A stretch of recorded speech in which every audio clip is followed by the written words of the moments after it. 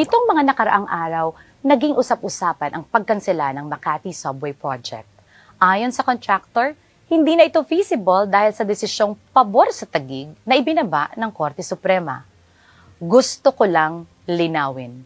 Hindi kailanman nakipag-ugnayan sa amin ng Makati tungkol sa proyektong ito. Hindi bago magdesisyon ng Korte at lalong hindi pagkatapos. Kaya ang pagsisi sa Taguig ay hindi lamang mali, kundi malayo sa katotohanan. Ngayon, sinasabi ni Mayor Abby Binay na ang Taguig daw ang uncontrollable variable na sumira sa plano. Tayo na naman ang itinuturo.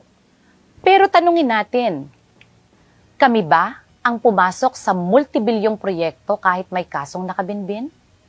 Kami ba ang gumastos para sa mga istasyon na nakatayo sa lupang alam nilang hindi patiyak kung kanila? Masakit mang tanggapin pero si Mayor Abby Binay ang natalo sa pinakamalaking kaso sa kasaysayan ng Makati.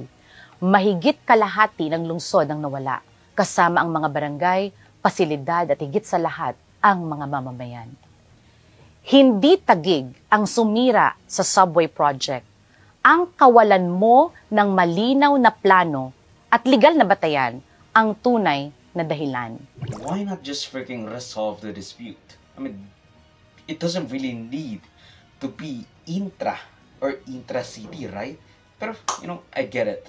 This is supposed to be the legacy you'd build for posterity. But the Supreme Court had to throw it all out.